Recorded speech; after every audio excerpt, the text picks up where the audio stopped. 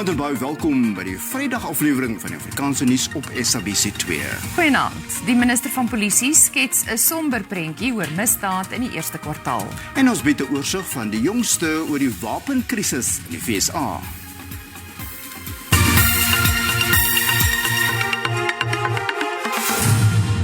Die minister van Polisie, perke, sê hy is nie tevrede met die terugvoer wat hy van sy provinsiale kommissaris gekry het oor wat in die eerste 3 maande van die jaar skeef geloop het nie. Kyle het die kwartaallikse misdaadstatistiek in Pretoria bekend gemaak.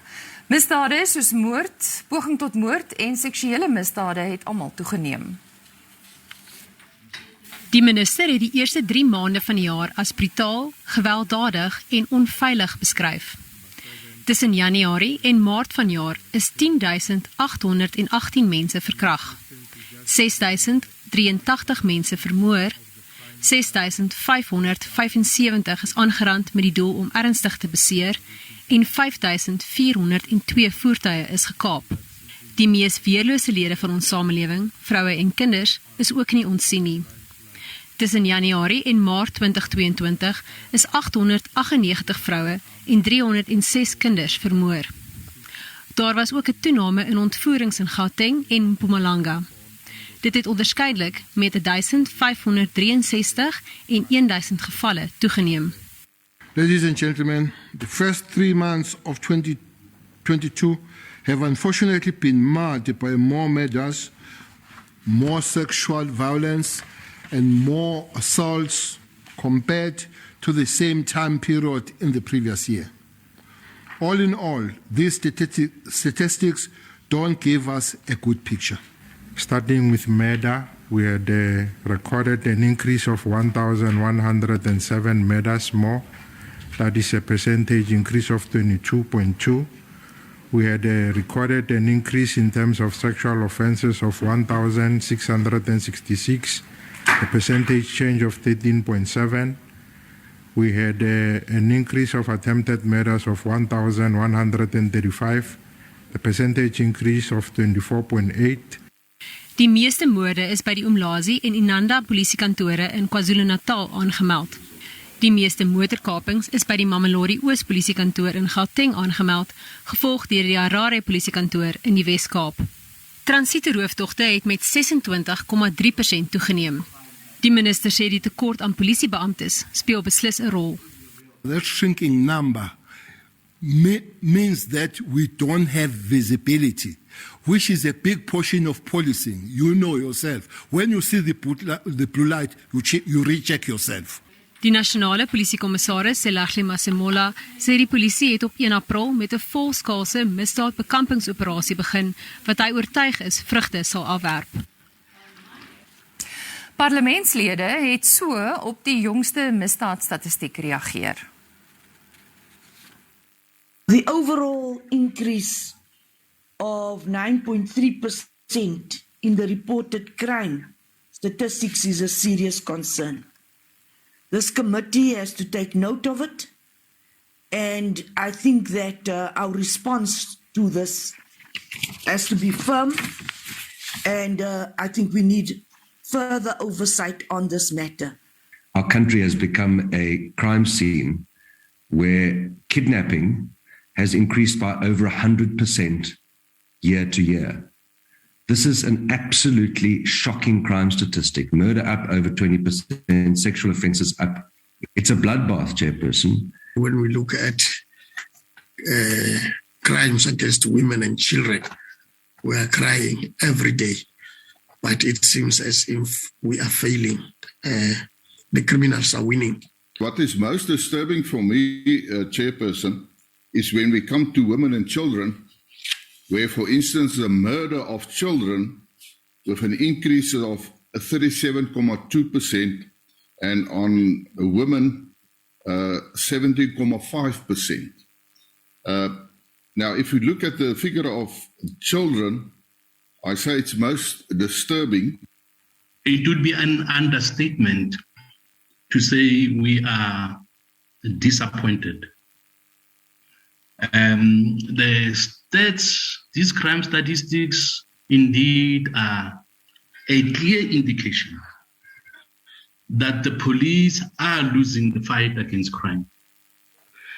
And it would not be helpful to be told that the police are not losing the fight against crime. The figures speak for themselves. They are very, very disturbing. Dit is steeds onseker wanneer daar begin gaan word om 'n gedeelte van die parlementsgebou wat afgebrand het te herbou.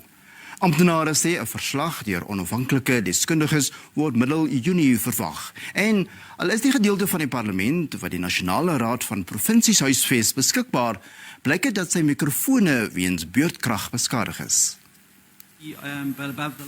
Parlementslede het 'n beroep op die parlement gedoen dat komitee-sittings in persoon moet plaasvind.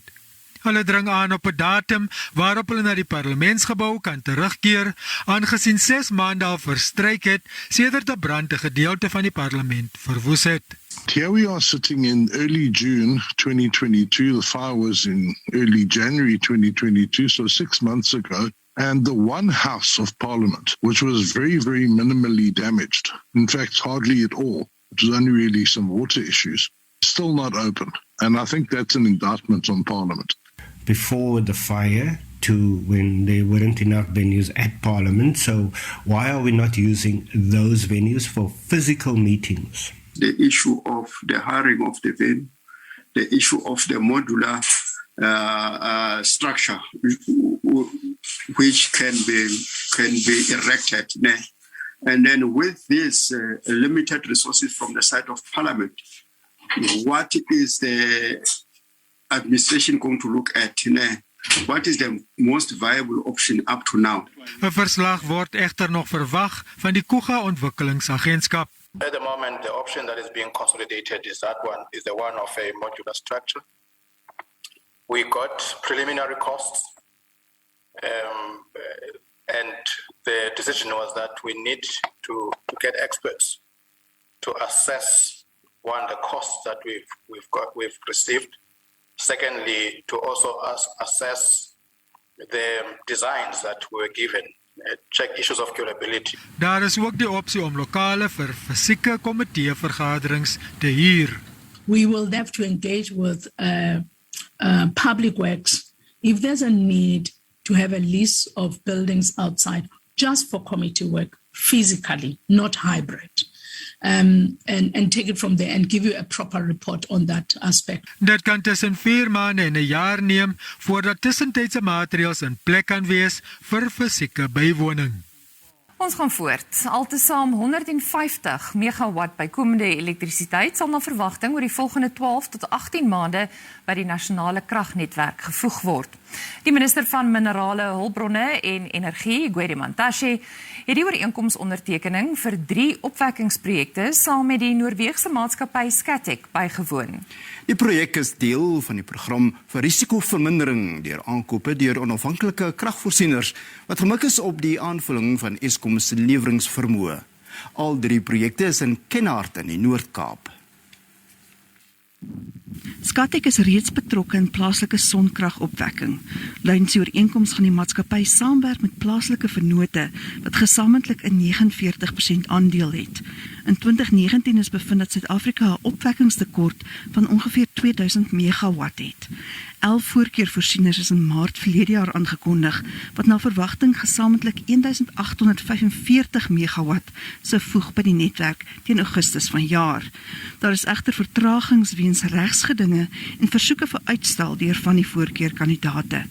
We took a decision that the projects that were ready to sign, and given the challenges that the country is facing, we had to sign. Die 3 betrokke onafhanklike kragvoorsieners is 60 dae gegee om hulle finansiële en regulatoriese vereistes af te handel, met ander woorde tot 3 Augustus. Die tegnologie betrokke in die projekte is geloof deur die regering en Eskom. Eskom is delighted that we have achieved this particular milestone in adding much needed generation capacity to the grid. Skatek sê die projek se sukses berus op samewerking van al die betrokke partye. As far as we know, it is the largest hybrid project globally. So the realization of this project is obviously not something Scotland can do alone. Die Energiedepartement sê die projekte gaan beleggings lok ter waarde van 15 miljard rand. 5000 werksgeleenthede sal na verwagting geskep word. Die 3 projekte sluit 177 miljoen rand in vir ontwikkeling van ondernemings in die gebied en 444 miljoen rand vir sosio-ekonomiese ontwikkelingsprojekte, albei oor die tydsduur van die projekte.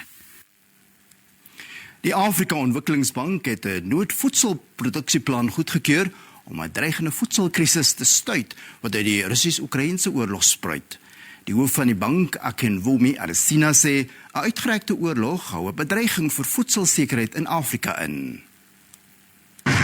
Die oorlog in Oekraïne het die prys van brandstof, graan en kunsmis tot rekordhoogtes opgejaag. In Afrika, waar 'n groot persentasie van die koringmielies en kunsmis vanuit Rusland en Oekraïne ingevoer word, kan die uitwerking daarvan reeds gevoel word.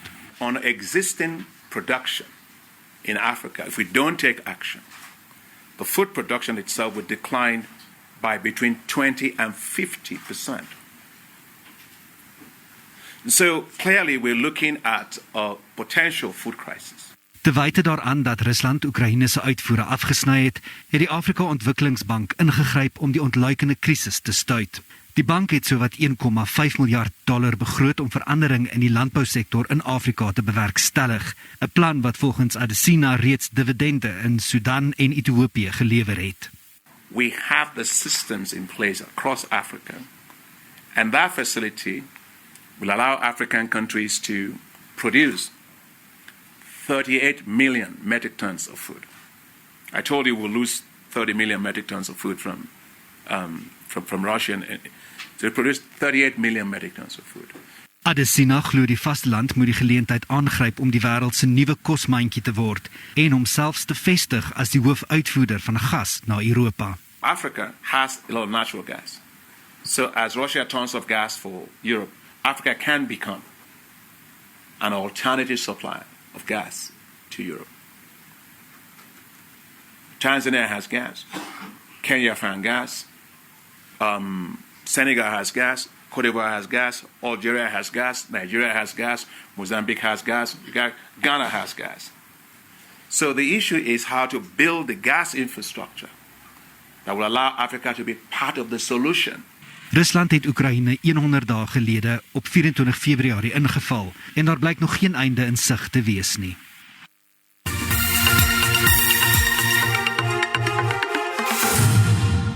Die rand het teen die sluiting van die JSE om 5:00 vanmiddag sy noue band gehandhaaf teen die vernaamste geldeenhede. Die JSE se indeks van alle aandele het effens laer gesluit. Die goudprys was teen die sluiting van die JSE laer, terwyl die prys van Brent-olie gestyg het. En op die JSE termynmark het die pryse van landbougewasse vir lewering in Julie gestyg. Witmielies kos R13 per ton meer, koring R90, sonneblom R152 en soja is R34 per ton duurder.